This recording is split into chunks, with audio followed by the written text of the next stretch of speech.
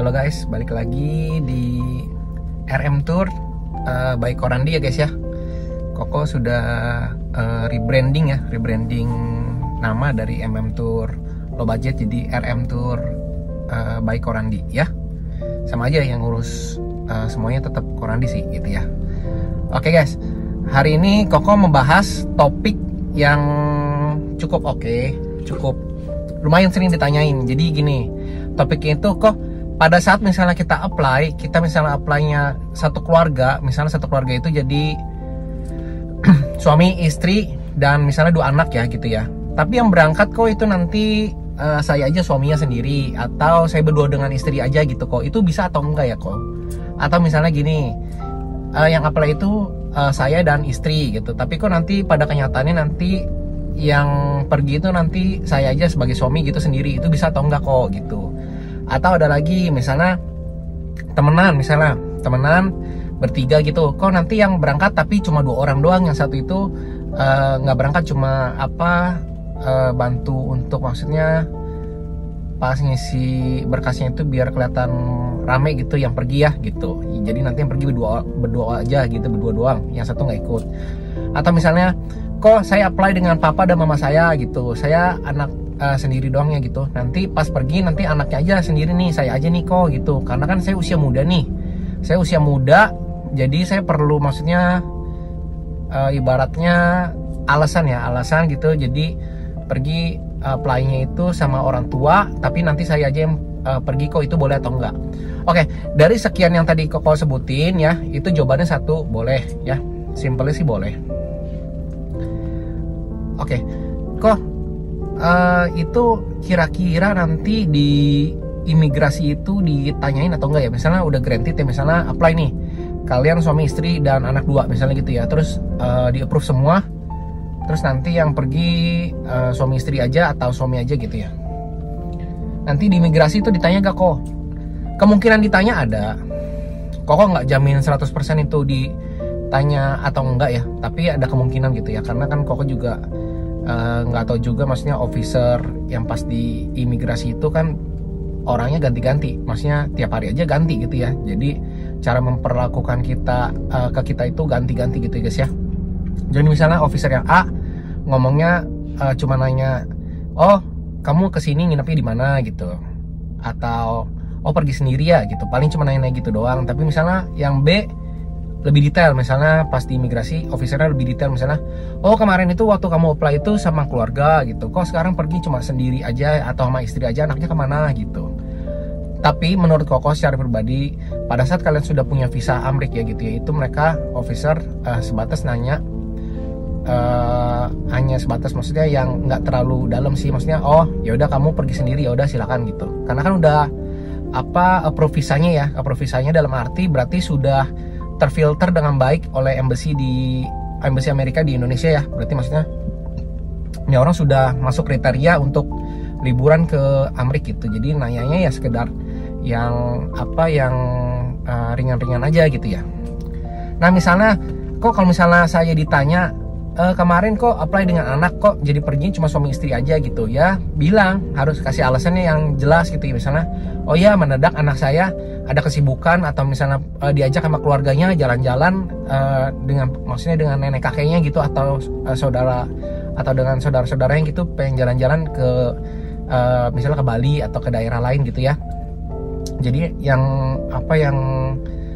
pergi ke Amerika jadinya saya dan istri saya gitu, berdua gitu. Jadi harus ada, menurut Koko reason yang sederhana aja gitu, sederhana tapi masuk akal gitu ya. Cukup cantumkan aja reason yang sederhana aja. Misalnya ambil contoh, yang apply suami istri, yang pergi misalnya suaminya aja, itu banyak banget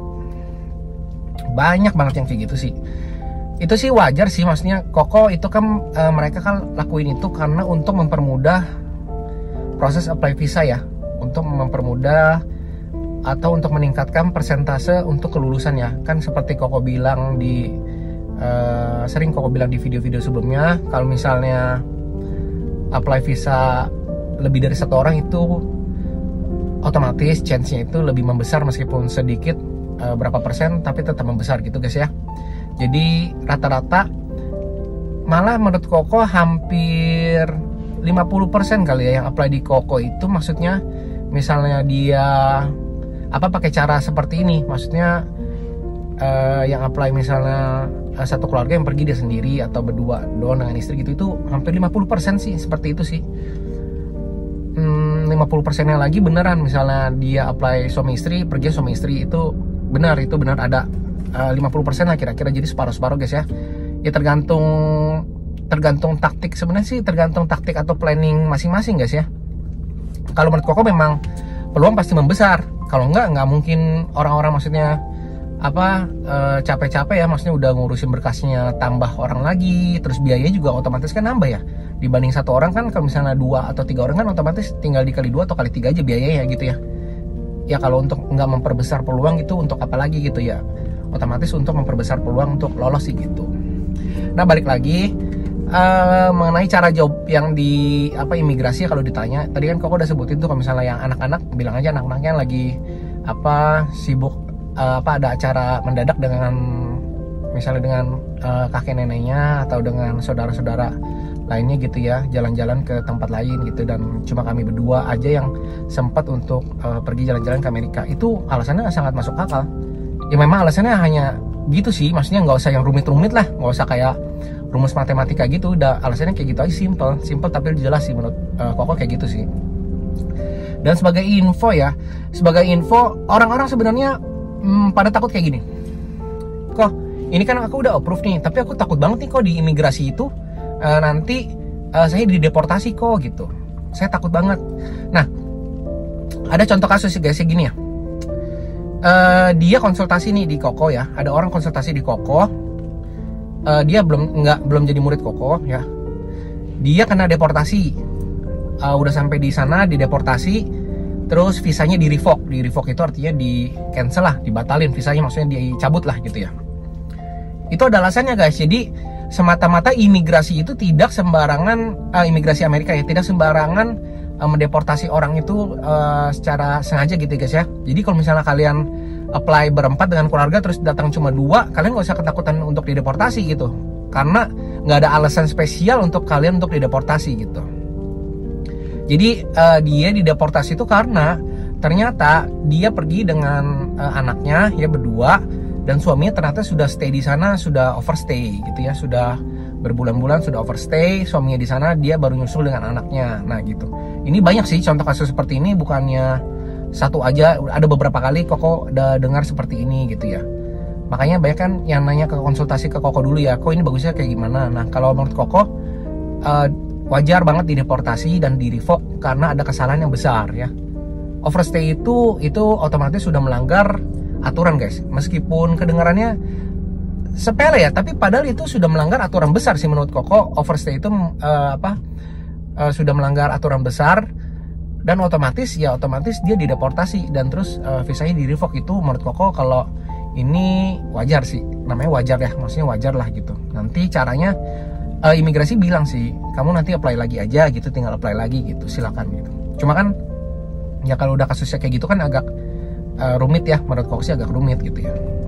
Oke, jadi kalian kesimpulannya video ini, jadi kalau misalnya pada saat kalian kesana ke Amerika ya, misalnya kalian pas bikin DS-nya atau berkasnya bilangnya ada berapa orang gitu, akhirnya pergi cuma sendiri atau berdua gitu, nggak selengkap formasi waktu kalian apply gitu ya.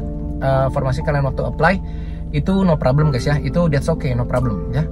Koko udah ya banyak lah kasus seperti ini, udah banyak banget, hampir ya tadi kayak Koko bilang tadi yang di awal 50% lah orang melakukan maksudnya planningnya seperti ini, maksudnya apply banyak orang akhirnya pergi cuma sendiri atau 2, itu hampir 50% sih guys gitu ya. Dan murid Koko yang dideportasi di sana 0% sih, rekornya tidak ada satupun yang dibalikin ke Indonesia gitu guys ya, karena memang alurnya aman, memang benar kalau Koko orangnya sesuai rules gitu, memang aman gitu. Ya udah, sekian video Koko kali ini ya. Jadi tadi Koko udah jelasin ya mengenai jumlah orang yang apply di DS, terus kemudian yang pergi berapa orang, itu boleh atau enggak. Kok itu jawabannya boleh ya. Oke guys, see you on the next video ya guys ya. Koko mau bikin video kedua ya. Oke, dadah guys.